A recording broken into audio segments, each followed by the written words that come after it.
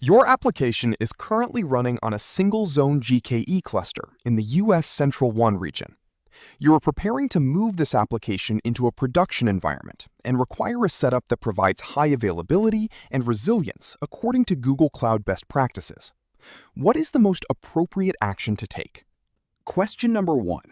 A compute engine administrator wants to enable multi-networking functionality for a cluster. The administrator uses the gcloud container cluster's create command with the enable-multi-networking flag. Which command should the administrator use to convert the existing cluster into a regional one? Option A.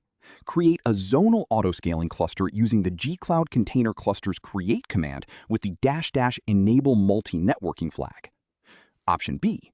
Provision a new autopilot cluster using the gcloud container cluster's create-auto command to ensure regional high availability. Option C.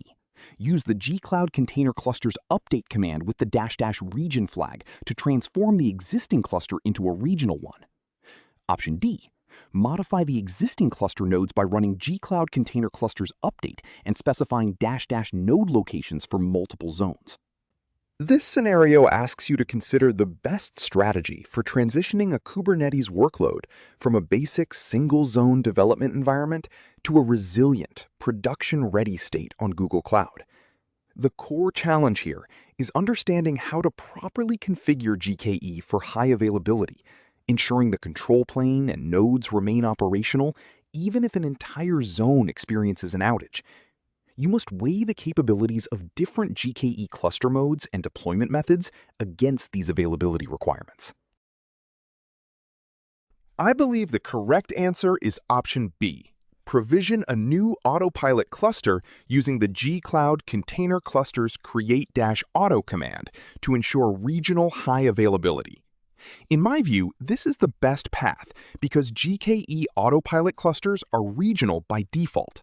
They provide inherent high availability for the control plane and node infrastructure by spreading resources across multiple zones within a region. This is the recommended practice for production-grade environments that demand reliability. Now, let's look at why the other options are not ideal. Options C and D are incorrect because you cannot simply convert an existing zonal cluster into a regional one using basic update commands. Transitioning to a regional cluster usually requires creating a new one and migrating your workloads. Meanwhile, option A is incorrect because the enable multi-networking flag is meant for advanced network isolation scenarios, not for general high availability of an application.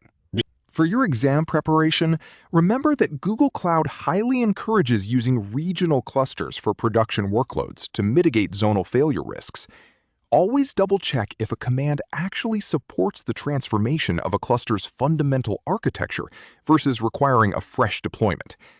Understanding these limitations regarding cluster modes and transition paths is crucial for both the exam and real-world infrastructure design.